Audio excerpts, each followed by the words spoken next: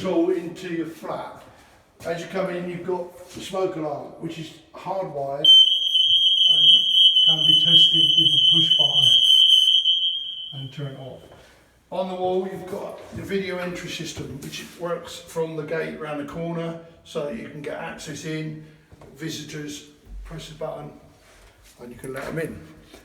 In the cloakrooms, you have, on this one, you've got a low-level switch for fuse spur, which operates your tail rail. In this cloakroom, there isn't a tail rail, but it's all wired for one, so you can put one in. Above the door, you've got your fan isolator. So your fan will come on with the light, run with, you can have different settings on that. I think it's probably set at 5 minutes, but that isolator will turn it off. On the inside of the door, you've got this button here, which is the lock. So I'll go in. Yeah, so that locks that.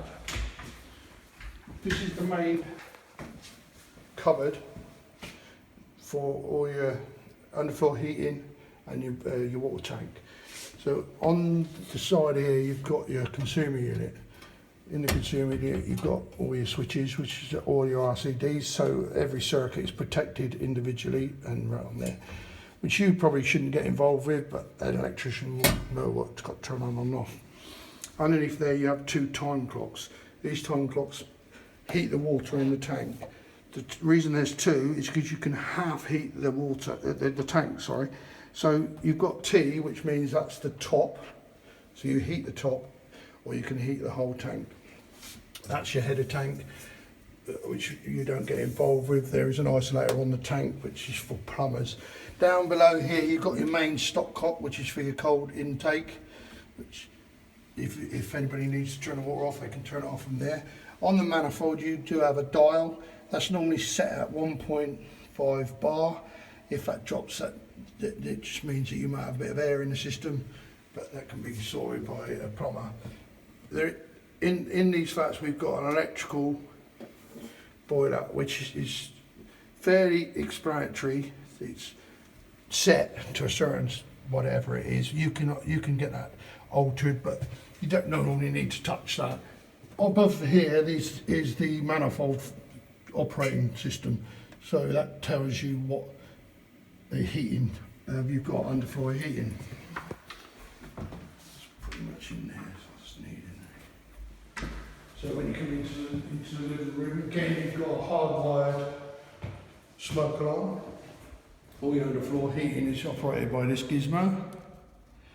This turns on and off. So turn it on, you go up, which gives you the heat. The middle one's telling you what heat is at the moment. If you go past that, that will tell you that the heat's going to come on. The little fire below there tells you what temperature that's going to rise to. One thing with underfloor heating, it takes a while to settle, so what you don't want to be doing is going like this and like this, trying to find a sensible heat. Set a heat, give it a couple of days, let it settle down, and you'll soon find out where you want your heat to be set. A good one to be set at is 18, which is where we would always leave the setting. You've got dimmer switches on all your downlighters. This one's operating 6, fairly straightforward. So on all your downlighters around in your kitchen as well. In your kitchen, the main thing about the kitchen is you've got a main grid switch. This grid switch controls every appliance you've got in here. They're all marked up, as you can see: washing machine, dishwasher, cooker hood. So if I was to turn that on, then when I turn the switch off, that would stop. On the next to the grid switch, you've got 2 white switches. They are your main cooker switch, and your hob isolators. The hob is operated by just pressing that on and off button, and then each individual one you take up by plus and minus, so that it just goes up and obviously comes back down again. On and off switch. There you go. Cooker, yeah, I'm not going to explain anything about that because I'm not a good cook. Fairly self-explanatory. You know how to work that. On this socket here, you'll notice there's 3 double sockets. On this socket, you've got USB, so you can plug your phone straight in. Underneath the sink, you've got a dishwasher which is plumbed in and tested. On and off button, basically on the door. That's the feed for it. So if you have the water feed, if there's a problem, and that's the waste coming through there, all connected up. Opposite there, you've got a space for a washing machine. It's only left as an integrated washing machine.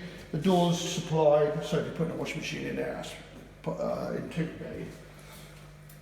Yeah, I wouldn't worry about that. So that's pretty much it in the kitchen. So we head upstairs. You can turn it off whatever you do. Oh, have you still got it on? Right, coming into the main bathroom. Again, isolator switch above the door. So that turns the fan on and off. There's a cupboard with lights on. On this cupboard in particular, it's operated by the light switch. So if you turn the light switch on, then lights come on. Inside of the cupboard you have a shaver socket, which is there. That's operated by that switch there, on and off. Towel rail on the side here. Down the bottom of on the towel rail, you've got an on and an on and an off switch. Sorry, not true. Outside of the bathroom, you've got the isolator, which is the fuse spur. So that when that's on, you just go plus, brings the heat up, minus, bring it down. Turn it off. If you want to isolate it, turn the isolator off on the outside. Shower, the control's fairly simple. You've got the on and off on the left hand side, and you've got hot and cold on the right hand side. That's it, just right on that. Oh, don't worry about that one. Yeah, so pretty much then when you come into the bedroom, it's the same again. You've got the underfloor heating. Again, it's operated on and off, up and down buttons to set your temperatures. Again, you need to leave it a couple of days so it all settles and you'll get used to the heat. Nothing in that bedroom to worry about. We're coming into this bedroom, all downlighters. All the bedrooms have got downlighters. Same again, you got the underfloor heating. Now in this ensuite, it's slightly different in that you do have a cupboard, the same as, but on this one, you turn the light on with a little laser underneath there. So you turn it on like that, turn it off under there. Same again, shaver socket operated by the little black switch.